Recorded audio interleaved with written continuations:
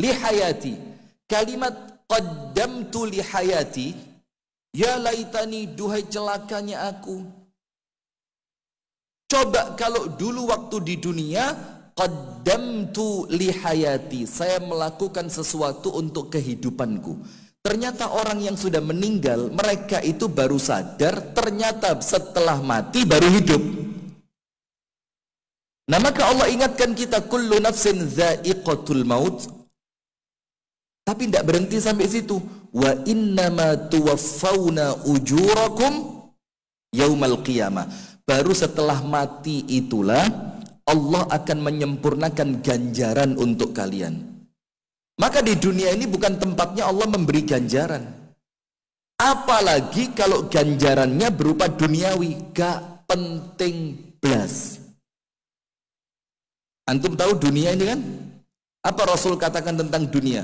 Lau kanatid dunya ta'dilu 'indallah janaha ba'udah ma saqa minha kafiran syarbatama. Kalau dunia ini ada nilainya di sisi Allah, kalau berarti ada apa enggak? Tidak ada nilainya, tidak punya nilai sama sekali. Tapi katakan kalaupun ada dan nilainya cuma separuh sayap nyamuk. Oh, jenengan tahu nyamuk kan? Dan itu sayapnya bukan kanan kiri, dikai mek separuh. Kalau harganya dunia separuh sayap nyamuk, apa yang terjadi? Ma saqa minha kafiran syarbatama.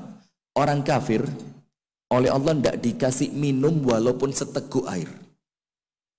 Tapi sekarang kita mau tanya, orang kafir bisa minum enggak? Bukan cuma minum, yo makan, yo pesta, yo jalan-jalan, yo rekreasi, bahkan macam-macam mereka buat. Artinya dunia itu tidak ada artinya di sisi Allah. Terus sesuatu yang tidak ada artinya, mana mungkin Allah jadikan untuk bayaran kepada orang yang Allah cintai? Tidak mungkin.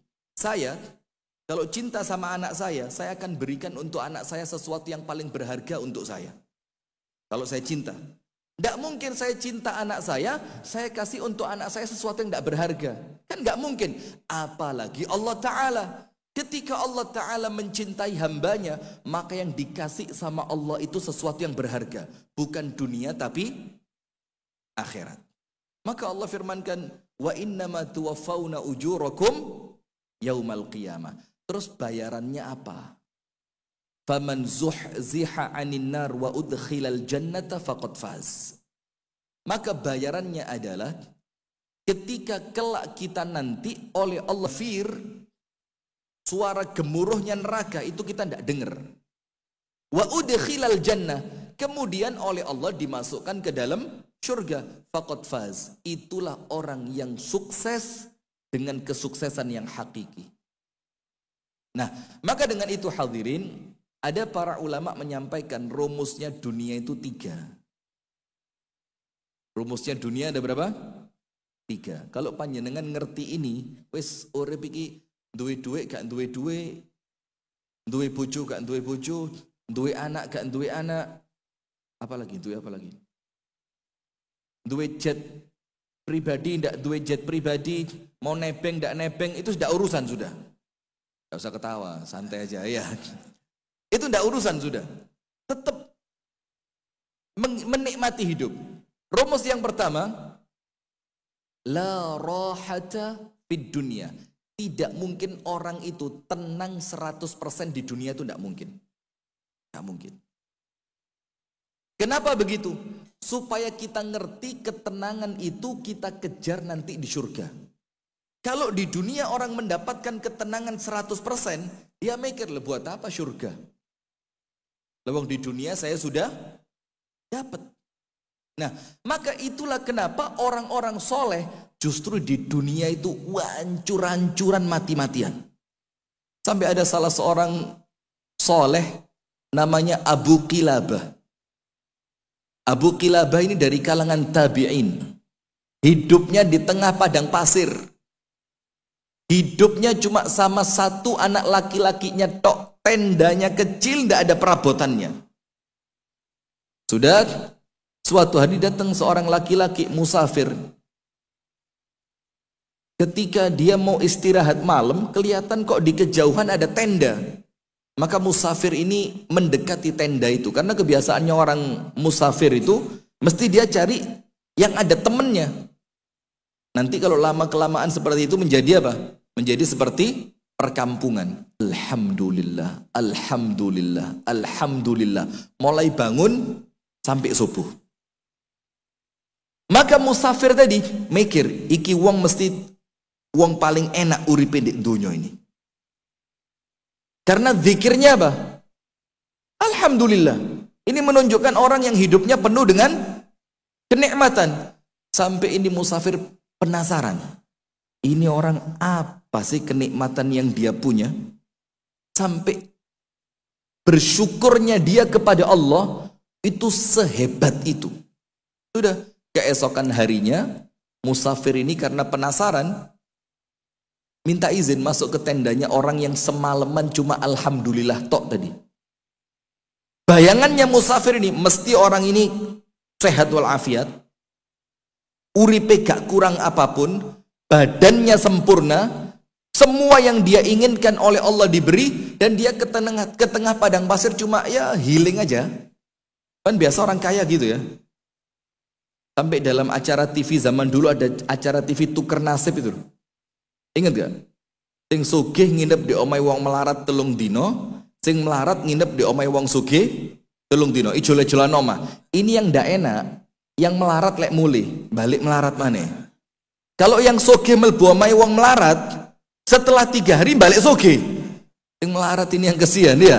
Sudah, maka itu pikirannya musafir. Maka dia minta izin untuk masuk. Setelah diizinkan masuk, apa yang terjadi? Ini orang kagetnya luar biasa. Ternyata tidak seperti yang dia bayangkan. Orang yang semalaman zikirnya cuma alhamdulillah, alhamdulillah, alhamdulillah. Ternyata apa? Maqtu' al-yadain war-rijlain. Ternyata seorang laki-laki yang tidak punya tangan, tidak punya kaki. Coba, antum sekarang tangan lengkap, kaki lengkap, tapi wiritane, ya Allah kok ngine ramuribku ya Allah. Nah, coba, tidak malu sama laki-laki yang namanya Abu Qilabah ini. Ternyata apa?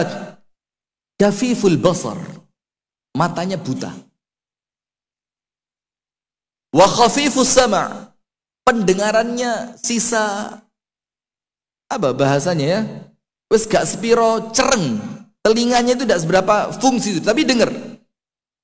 Maka ini orang yang masuk musafir tadi kagetnya luar biasa. Ini alhamdulillah apa yang kamu maksud semalaman ini? Tangan tidak punya, kaki tidak punya, mata buta, telinga hampir tuli. Dan saya masuk ke tenda kamu, tidak ada isi nih. Maka ditanya sama musafir tadi, ala ma hamidallah. Terus panjenengan itu memuji Allah, bersyukur kepada Allah, mengucapkan alhamdulillah. Itu tujuan panjenengan mensyukuri apa? Dengarkan satu ini.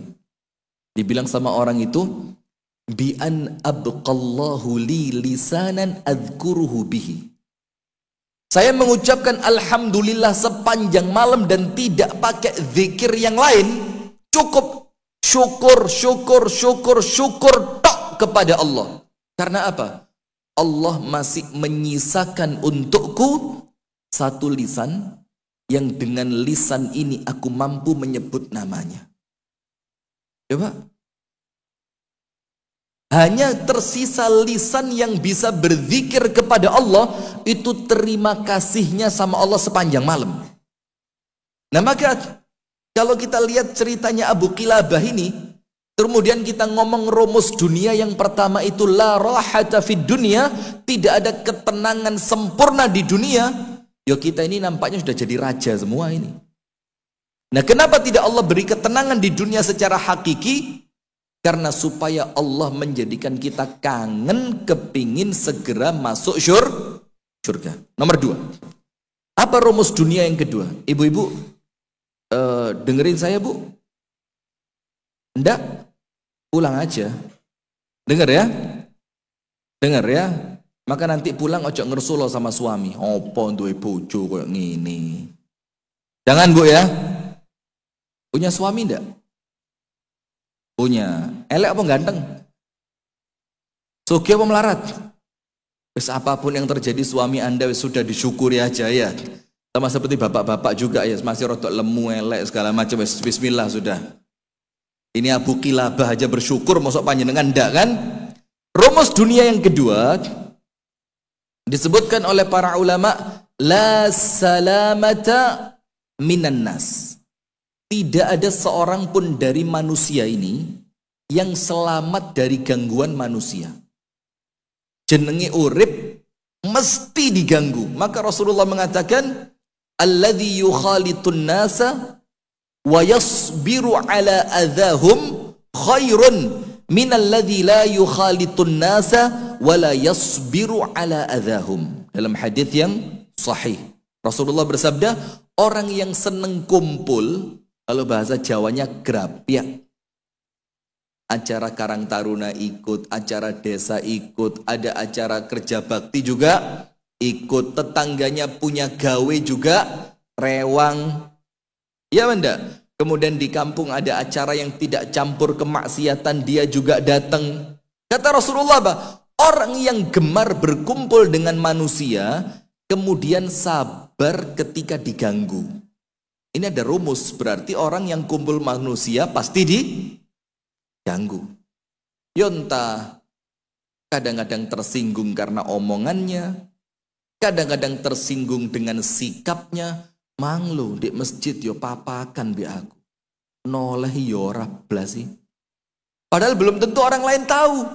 Kadang-kadang orang lain lewat itu sambil mikir, ya Allah, anak belum bayar sekolah, istri sakit. Kadang-kadang orang tidak konsentrasi sehingga ketika papasan dengan panjenengan gak noleh, gak semaur, gak senyum. Itu kadang-kadang dia tidak sengaja tapi Anda melebur jurune hati. Nah maka itu gangguan manusia pasti ada.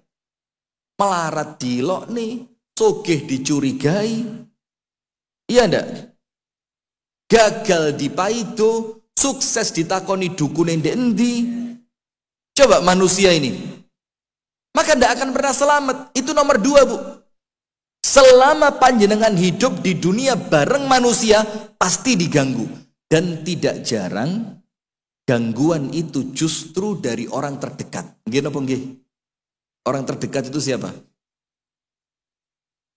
Istri? Astagfirullah Pak, tolong Pak ya. Ya Allah Pak. Hati-hati loh Pak. Panjenengan pulang enggak dikasih sarapan nanti. Ya mungkin istri, mungkin suami, mungkin orang tua, mungkin anak, mungkin mertua, mungkin saudara kandung, kan begitu. Terus pasti diganggu. Itu rumus dunia yang nomor 2. Yang nomor 3 apa? La najata minal maut. Tidak ada seorang pun yang bakal selamat dari yang namanya kematian. Gak mungkin. Semua orang yang hidup di dunia pasti mati. Nah, sekarang begini yang kita mau bicarakan dalam materi ini. Kita kan sekarang tahu bahwa orang yang hidup di dunia itu pasti diuji, pasti diganggu. Tidak mungkin mendapatkan ketenangan yang sempurna. Nah terus kita pengen tahu, kita ini di dunia dalam keadaan seperti ini karena Allah itu murka kepada kita, atau justru karena Allah itu cinta sama kita? Nah kalau untuk manusia semodel panjenengan Pak, tidak mungkin hukuman. Insya Allah kalau model panjenengan yang subuh sudah seger-seger begini, meripatis padang kabeh, itu insya Allah bukan hukuman lah. Tapi kalau panjenengan kena musibah, husnudzon, itu ujian. Karena kalau ngomong itu musibah itu adalah bentuk hukuman dari Allah, maka banyak yang lain yang lebih pantas dihukum selain panjenengan. Sing subuh gak tangi, ya benda.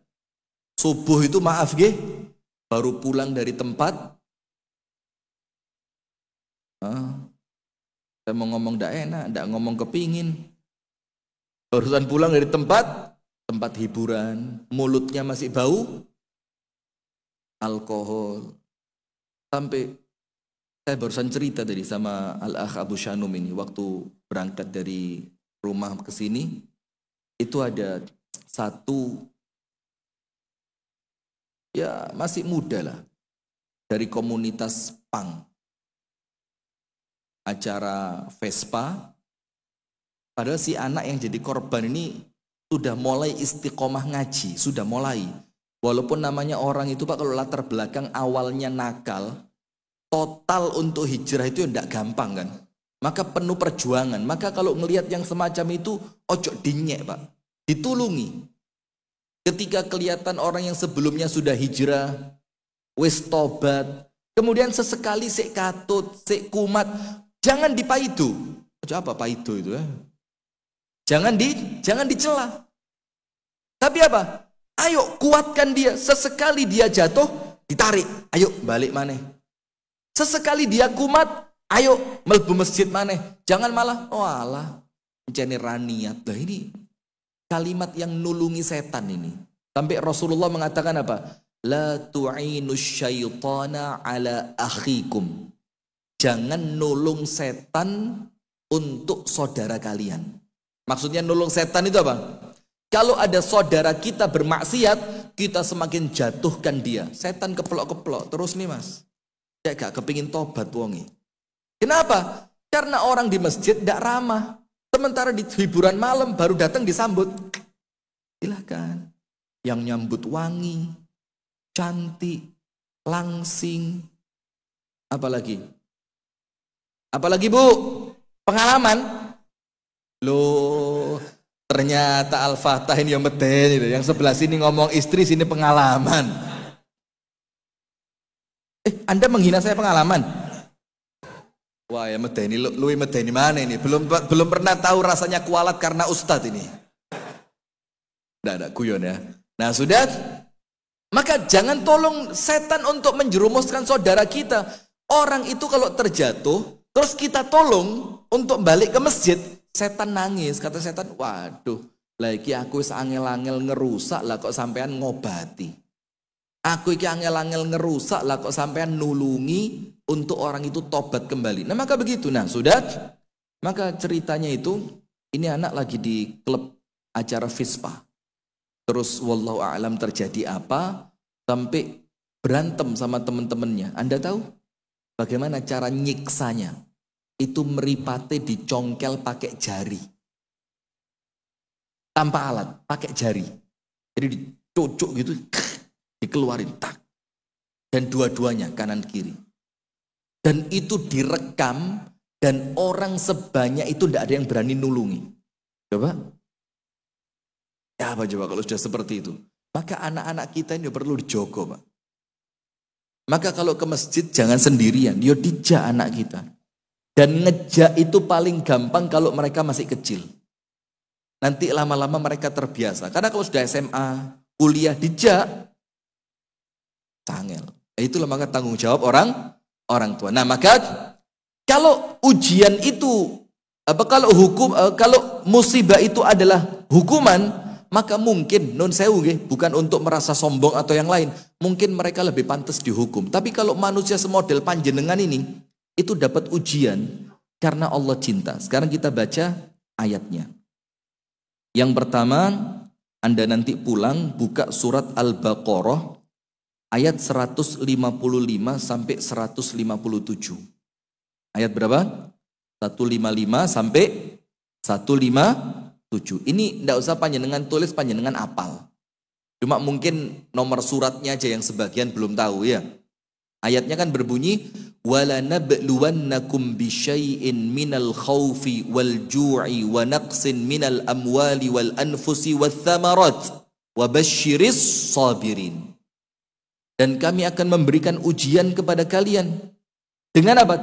Sedikit rasa takut, sedikit rasa lapar, sedikit kekurangan harta, kekurangan pasukan, dan kekurangan buah-buahan. Tapi akhir ayat ini apa? Wabasyiris sabirin. Berikan berita gembira dengan semua ujian-ujian tadi untuk siapa? Untuk orang yang sabar. Berarti dari satu ayat ini saja kita ngerti Pak. ternyata musibah yang kita terima itu berita gembira. Loh, biasanya berita gembira itu apa? Naik pangkat, naik gaji, naik pesawat, jet pribadi. Lagi rame sekarang.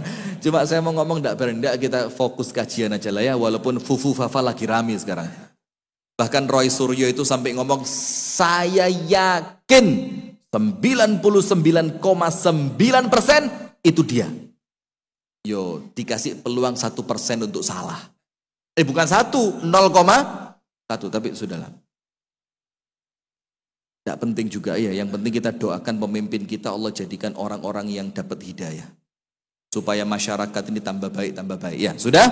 Maka dari satu ayat ini saja, Al-Baqarah 155, itu kita tahu ternyata berita gembira dari Allah untuk orang yang beriman di dunia loh ya.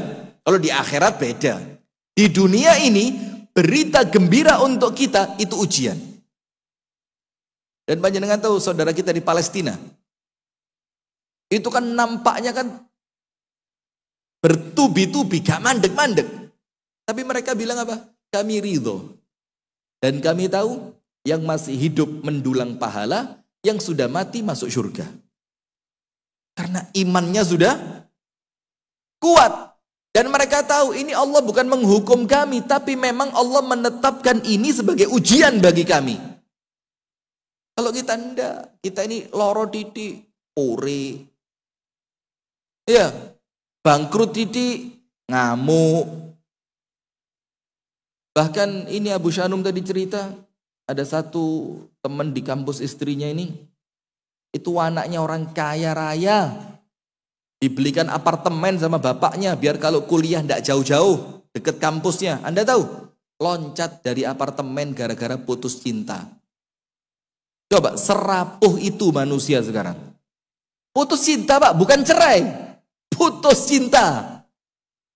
Anda tahu cinta kan? Dino iki kadang-kadang mbek iki meneh mbek iku.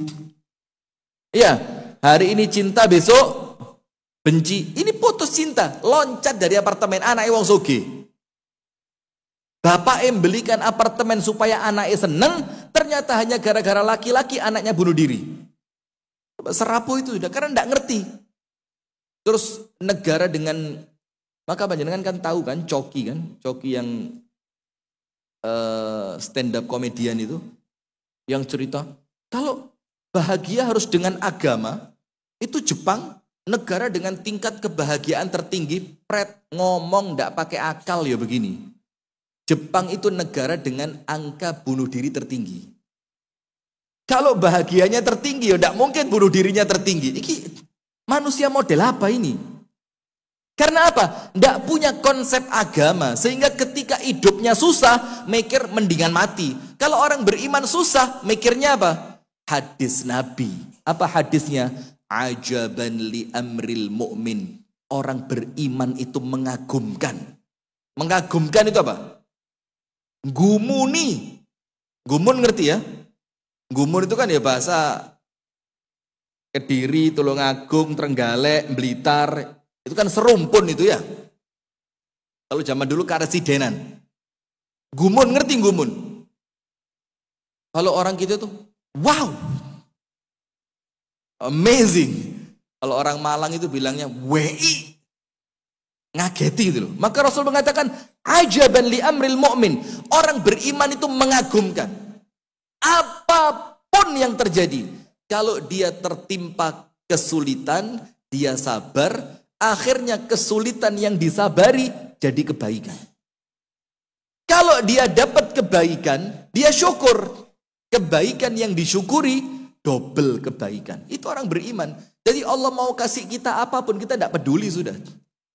Yang penting Allah karuniakan kita mampu sabar ketika diuji, dan mampu syukur ketika diberi anugerah. Itu tok. Sampai Amirul Mukminina Umar radhiyallahu anhu itu mengatakan apa? Wallahi la ubali. Am fi syarrin am fi khairin hayati. Kata Umar, saya tidak peduli. Mau hidup saya itu penuh dengan kenikmatan atau penuh dengan ujian. Saya tidak peduli, kata Umar. Kenapa? Karena saya tidak tahu di sisi sebelah mana Allah itu ridho kepada saya. Boleh jadi Allah ridho dengan ujian terhadap saya, dan boleh jadi Allah ridho terhadap kenikmatan, dan saya tidak tahu. Maka saya manut aja sama Allah. Allah mau kasih ujian, ayo, saya tak sabar. Allah mau kasih kebaikan, ayo, saya tak syukur. Sampai Al-Imam Ibnul Qayyim Al-Jauziyah, dalam kitab beliau ada yang judulnya Uddatus Sabirin, bekal untuk orang-orang yang sabar. Jadi sabar itu perlu apa? Bekal. Lek gak duwe bekal ya gak iso sabar. Itu di akhir pembahasan Ibnul Qayyim itu tanya kepada pembacanya, mana yang lebih baik? Orang kaya yang pandai bersyukur, ataukah orang miskin yang pandai bersabar? Bagus mana? Hah? Yo, sudahlah katakan podoy. Tapi kalau panjenengan suruh milih, panjenengan milih yang mana? Lah ya sudah, ya itu jawabannya berarti. Jadi ya Allah, aku ridho diuji Allah, tapi tolong ujiannya kaya saja ya Allah, jangan ujian miskin ya Allah. Bayangin Allah mau uji, Allah diatur. Kayak orang mau ujian, gurunya disuruh Pak Guru, kalau ngasih saya pertanyaannya ini aja Pak Guru ya. Ujian apa bukan itu? Ya bukan, terus mana mungkin ujian ngatur Gusti Allah. Saya diuji tidak apa-apa ya Allah, tapi ujian kaya saja ya Allah. Karena saya tidak kuat melarat. Mereka diguyu malaikat, jadi malaikat itu kok ngatur Gusti Allah sampean niki. Sampean sing diatur Gusti Allah, sama seperti yang lagi rame di medsos. Orang ateis, tahu ateis? Ateis itu yang tidak percaya dengan Tuhan. Jadi menganggap dunia ini tidak ada Tuhan gitu loh. Ini kan orang paling rapuh sedunia, orang ateis itu. Leono Popo melayuni nandi. Tidak ada jalur berpikirnya orang ateis itu. Dia terus live, saya tidak tahu entah di YouTube atau di Facebook atau Instagram atau TikTok gitu. Ini juga ini lagi live TikTok ini, Jamaah Al-TikTokiyah. Bagaimana Jamaah TikTokiyah menyaksikan? Fokus? Alhamdulillah, fokus ya. Jangan-jangan sambil ngantuk-ngantuk subuh itu. Enggak ya, Anda bangun apa tidur? Bangun, amin. Sudah itu sambil live begini, dia ngomong apa? Kalau memang Tuhan itu ada, suruh nyamber saya pakai petir sekarang juga. Saya kasih hitungan sampai 10. 10, 9, 8, 7, 6, 5, 4, 3, 2, 1. Ini kan manusia ngawur, loh Tuhan kok diperintah. Lah katanya malaikat, lo ngurusi wong model sampean, ya gak perlu Gusti Allah disebul malaikat, lontir awakmu. Lah ini kan ya lucu. Kalau Tuhan ada, kalau saya tidak kena petir, berarti Tuhan tidak ada. Maaf loh mas. Allah Ta'ala itu tidak seremeh yang panjenengan pikir. Hanya melayani tantangan manusia model sampean. Lah kalau ngeladeni tantangan manusia model sampean, ya tidak usah Gusti Allah, manusia Tulungagung juga siap. Iya enggak? Lah kalau ngeladeni manusia model sampean, mas dipanggil orang Tulungagung suruh bacok sampean aja ya bisa. Kok minta petir dari Tuhan itu kan ya kenemenen. Nanti Anda dibikin ngeluh gak iso waras lu, ngeluh. Nah, maka dengan itu jamaah, ingat, kalau orang Islam itu punya konsep ketika hidupnya susah, dia ndak bingung. Kenapa? Dia tahu wong jenenge urip di donya ya mesti diuji. Dan ketika ujian itu datangnya kepada orang yang sholat subuhnya jamaah, panjenengan tidak usah khawatir itu hukuman. Insya Allah untuk manusia model panjenengan itu ujian. Maka di akhir ayat Al-Baqarah 155 Allah bilang kekurangan harta, kekurangan buah-buahan, kekurangan pasukan, sedikit rasa takut, sedikit rasa lapar, itu Allah bahasakan apa? Busyra atau bisyarah, berita gembira. Syaratnya satu, sabar. Kemudian panjenengan buka surat Al-Anbiya ayat 35. Surah Al-Anbiya ayat yang ke-35. Allah Ta'ala berfirman, kullu nafsin dha'iqatul maut. Setiap yang hidup pasti mati. Dha'iqah. Dha'iqah itu artinya ngicipi. Kenapa kok bahasanya Gusti Allah itu ngicipi? Karena ini bukan ending. Ini bukan finish. Ini bukan terakhir. Kenapa? Meninggalnya baik itu cuma ngicipi kebaikan. Setelah ini kebaikan yang datang lebih banyak. Tapi kalau meninggalnya buruk, na'udzubillah, thumma na'udzubillah, maka ini cuma ngicipi tok. Mari mati keburukannya lebih banyak. Maka para ulama itu mengatakan kuburan itu level awal akhirat. Kalau di kuburan selamat, berikutnya lebih selamat. Kalau di kuburan celaka, berikutnya lebih celaka. Maka ada kunci biar di kuburannya selamat. Apa kuncinya? Baca Al-Mulk setiap hari. Baca apa? Al-Mulk. Monggo dibaca pagi yo boleh, dibaca sore yo boleh. Bagusnya dibaca menjelang tidur. Jangan sudah tidur, jangan. Lihat dibaca ketika tidur ini ngimpi ini. Bagusnya dibaca menjelang, itu menyelamatkan kuburan. Lek kuburannya selamat, berikutnya apa? Selamat. Nah, kullu nafsin dha'iqatul maut, setiap yang bernyawa pasti mati. Terus ayatnya berikutnya apa? Wa nabluukum bisyarri wal khairi fitnah, dan kami akan menguji kalian dengan keburukan dan dengan kebaikan. Berarti dunia ini isinya apa? Ujian.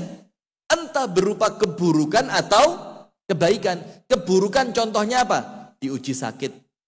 Berarti kebaikannya ya diuji tapi ujiannya sehat. Keburukan apa? Diuji miskin. Tapi dalam keadaan baik juga diuji kaya. Keburukannya apa? Diuji dengan gagal. Tapi Anda jangan lupa, ketika Anda berhasil itu juga ujian. Maka Nabi Sulaiman tahu? Sekaya apa Nabi Sulaiman itu? Saking kayanya, sampai konon ceritanya, Nabi Sulaiman itu minta izin kepada Allah untuk ngasih makan makhluk sak dunia. Sak dunia Pak, bukan sak masjid. Sak dunia. Ternyata baru hari pertama, itu baru durung, jangankan ngomong separuh nih. Jangankan sepertiganya. Baru belum genap seperempatnya, itu cadangan makanannya Nabi Sulaiman sudah habis. Itu pun Nabi Sulaiman mengatakan apa? Hadza min fadli Rabbi. Semua kekayaan ini, jabatan ini, kekuatan ini, kemuliaan ini semua karunia dari siapa? Allah. Kalau sudah ngerti itu karunia dari Allah, nomor satu, nomor duanya juga harus ngerti. Apa nomor duanya? Liyabluwani. Karena Allah ingin mengujiku. Tapi Nabi Sulaiman ujiannya apa? Kaya, sehat, pemimpin, raja. Sementara Nabi Ayub, ujiannya apa? Sakit, hartanya habis, anaknya meninggal, istrinya pergi, badannya penuh dengan luka dan penyakit. Sama-sama diuji. Tapi Nabi Sulaiman ujiannya dengan kekayaan, Nabi Ayub ujiannya dengan kesulitan. Dan mereka berdua sadar, ini semua juga ujian. Liyabluwani, untuk Allah mengujiku. Apa fungsinya ujian itu? Karena Allah ingin tahu. Saya mau tanya, kalau Allah ingin tahu, apakah berarti sebelumnya Allah tidak tahu? Hah? Tahu? Tak kasih contoh. Itu ada hadis yang mengatakan kalau Allah itu punya malaikat yang tugasnya melaku-melaku tok. Coba, enak apa enggak ini? Tugasnya apa? Melaku-melaku. Tapi melaku-melakunya bukan kosong. Melaku-melakunya apa? Yaltamisuna ahla dzikir.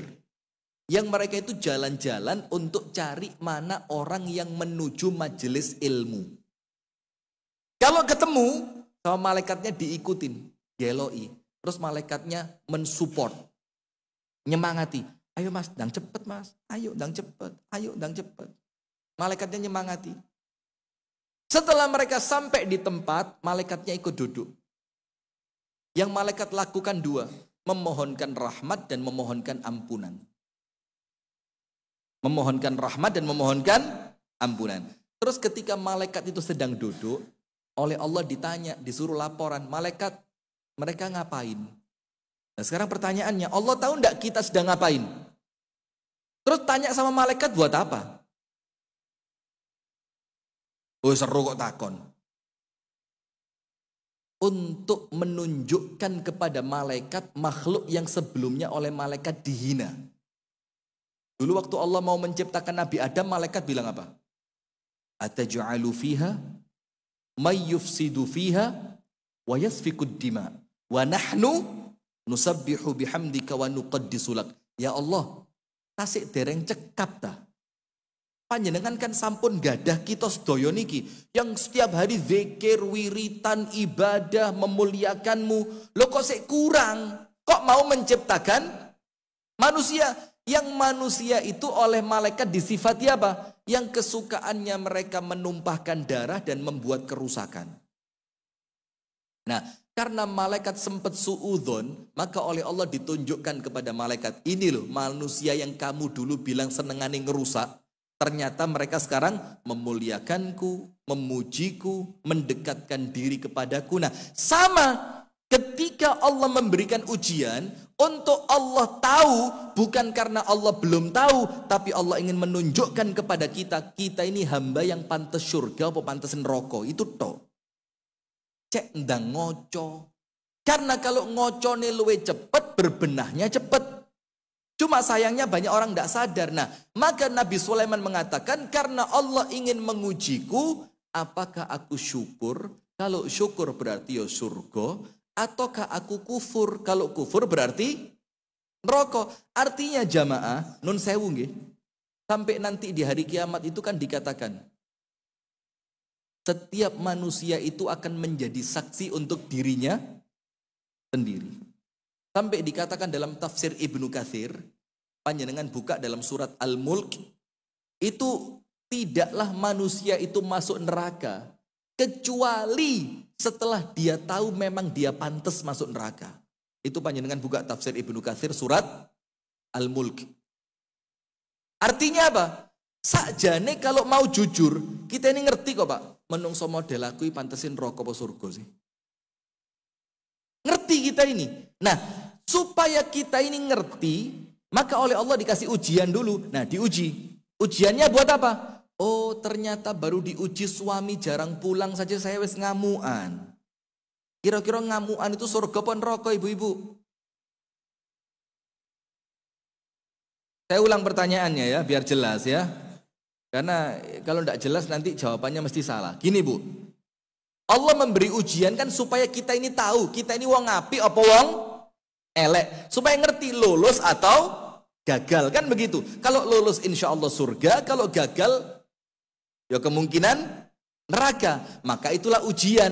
Nah sekarang kalau diuji, berarti kita diminta apa? Sabar, biar kita lulus. Kalau lulus insya Allah surga. Nah ibu-ibu kadang-kadang diuji dengan suami, yang mungkin suaminya jarang pulang, mungkin ketemu mek satu minggu mek ping pisan, mek ping pindo, sekali teko merengut. Nah, sekarang kalau perempuan ngamuan, merengutan, itu merengut sama ngamuk itu ciri penghuni surga apa neraka?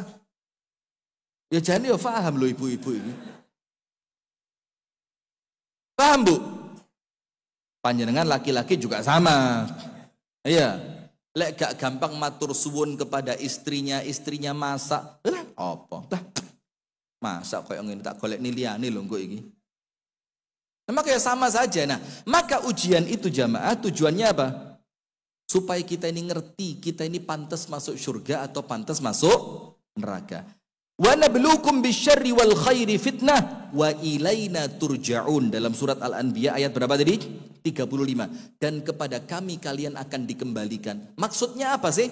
Allah menyebutkan setiap yang bernyawa pasti mati, dan kami akan menguji kalian dengan keburukan dan kebaikan.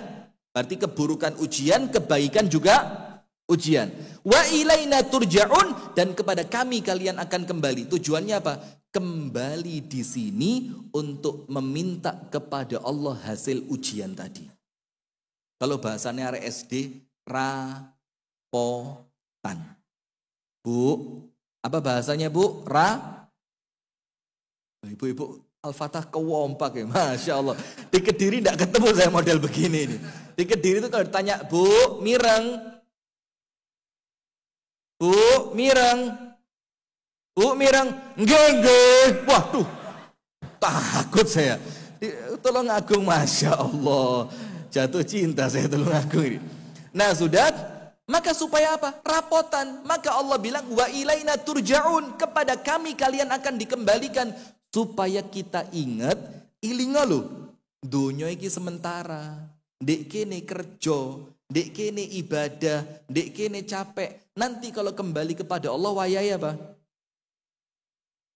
Minta bayaran. Ya Allah, saya kemarin di dunia kerja ya Allah. Kerjamu apa? Yo sabar karena istri yang cerewet. Oh ya wes Rene, bayarannya surga. Tak ijoli bojomu luwe ayu, luwe apik, luwe sabar. 70. Kersa mboten, Mbak? Mboten. Panjenengan setianya salah tempat loh, Pak. Nah, itu wa ilaina turja'un, dan kepada kami kalian akan dikembalikan. Tujuannya apa? Untuk meminta bayaran kepada Allah atas apa yang telah kita sabari ketika kita diuji di dunia. Nah, sekarang penutup jamaah. Saya bacakan secara singkat 4 hadis. Jadi kalau kita sedang diuji, ya bukan kemudian ujian itu enak, ya ndak. Namanya ujian pasti ndak enak. Bukan kemudian kita ini sok-sokan, saya kepingin diuji, ndak boleh. Bahkan Nabi Muhammad itu melarang orang itu minta azabnya disegerakan di dunia biar di akhirat aman. Itu ndak boleh sama Nabi Muhammad. Ada seorang laki-laki menjelang wafat, dikunjungi sama Nabi Muhammad. Dalam keadaan laki-laki itu berdoa. Apa doanya? Ya Allah, kalau saya punya dosa ya Allah, yang akan memberatkan akhirat saya, timpakan semuanya sekarang ya Allah. Supaya nanti setelah meninggal, beres. Apa kata Rasulullah? Wallahi la tutik. Demi Allah panjenengan tidak akan kuat. Kalau semuanya diminta sekarang, tidak akan kuat. Terus Rasulullah menganjurkan apa? Wa idza sa'altumullah fas'alullahal afiyah. Kalau kalian pengen berdoa, donga sing api-api. Diampuni di dunia, selamat di akhirat. Itu kan lebih bagus. Buat apa minta ya Allah timpakan sekarang ya Allah. Wes dikeplaki bojo rapopo ya Allah, yang penting akhirat selamat. Jangan minta, ya Allah tambahkan istriku ya Allah yang baik-baik. Yang solihah, cantik, hafizah, nurut, sabar. Mau mboten? Mau? Sudah pernah berdoa begitu? Loh, mau kok enggak berdoa? Ya apa? Ini Anda baru diajak doa aja wis wedi. Dorong kalau kedaden tenanan. Boleh ibu-ibu suami berdoa begitu? Mulai. Tadi kompak, sekarang mulai. Sudah. Begini. Hadis yang pertama, Rasulullah SAW bersabda di dalam hadis yang sahih, "Ma yazalul bala'u bil mu'mini wal mu'minah fi nafsihi wa waladihi wa malih hatta yalqallah wa ma 'alaihi khati'atun." Terus musibah dunia itu apa sih fungsinya? Ini loh Rasul sebutkan. Akan senantiasa menimpa seorang mukmin laki-laki maupun perempuan. Senantiasa. Senantiasa itu artinya apa? Terus gak mandek. Maka jangan ngomong, kok gak mandek-mandek sih ujiannya. Loh memang begitu. Ujian satu selesai, pindah ujian yang lain. Panjenengan tahu ayatnya? Latarkabunna tabaqan an tabaq. Kalian akan melewati satu jenjang untuk menuju jenjang yang berikutnya. Itu ditafsirkan dalam kitab tafsir Safwatut Tafasir milik Syekh Ali As-Sabuni. Tafsirnya apa? Latarkabunna musibatan tilwal musibah. Kalian akan melewati satu musibah, mari selesai untuk pindah ke musibah yang berikutnya. Nah maka kenapa kita diuji? Akan senantiasa datang bala kepada orang mukmin fi nafsihi, di dalam dirinya.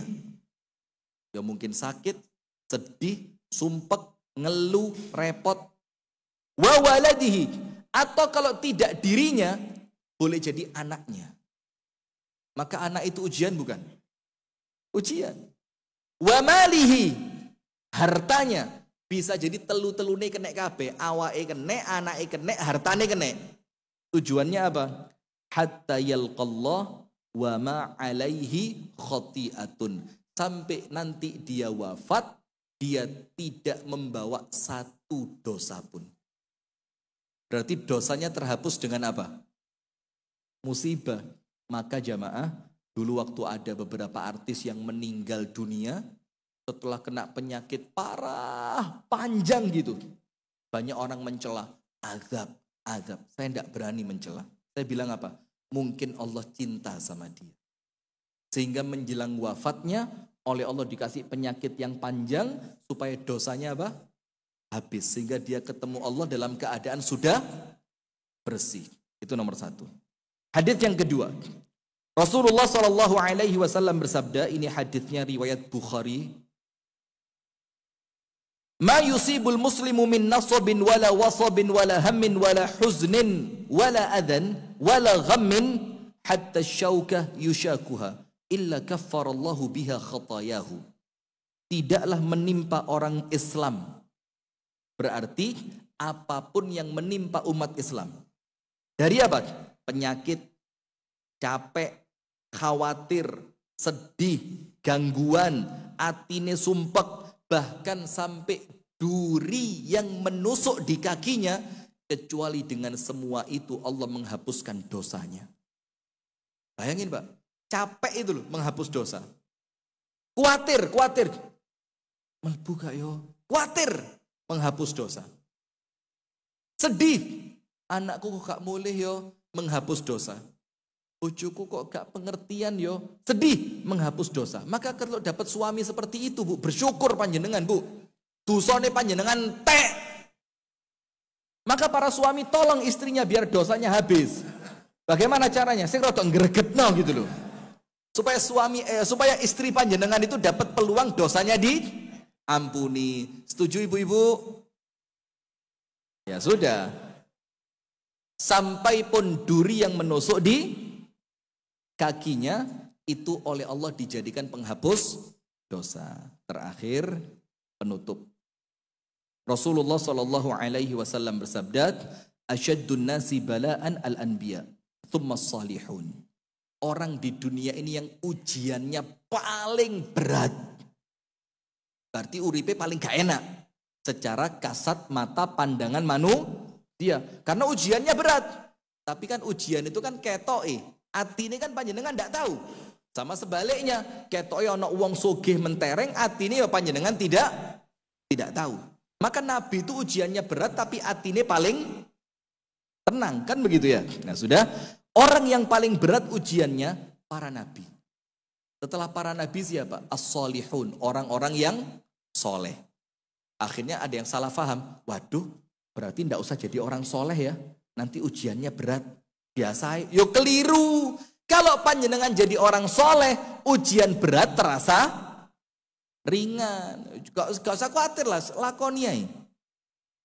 Wa in kana ahadahum la yubtala bil faqri, bahkan salah seorang di antara mereka, kata Nabi Muhammad, ada yang diuji dengan melarat kemiskinan, hatta ma yajida ahaduhum illa al-aba'a allati yahwiha.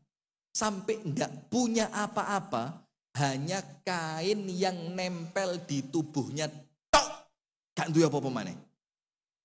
Tapi apa yang terjadi? Wa in kana ahaduhum la yafrahu bil bala kama yafrahu ahadukum birraha. Tapi mereka itu mencintai musibah seperti kalian mencintai anugerah. Ini hadisnya sahih. Jadi artinya apa? Kalau sudah cinta, masih yo abot yo dilakoni. Saya sama istri Pak, Mas yang gregetno kaya apa? Ya tak ladeni wong cinta kok.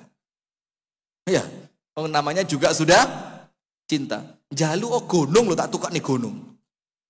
Lek iso. Tapi kan sayangnya gak iso ya. Nah, maka jamaah sekalian, ingat. Luka itu kalau menimpa orang baik semacam panjenengan itu ujian.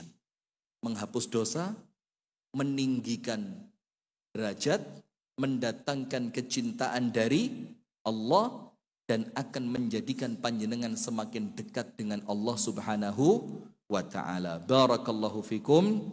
Itu yang dapat kami sampaikan. Jamaah Al-Tiqtaqiyah masih online? Masih ya. Bayangin 5.000 orang dengerin saya, mau dengerin apa Anda? Barakallahu fikum. Kita tutup dengan doa kafaratul majlis. Subhanakallahumma wa bihamdika asyhadu an la ilaha illa anta astaghfiruka wa atubu ilaik. Kurang dan lebihnya mohon maaf. Assalamualaikum warahmatullahi wabarakatuh.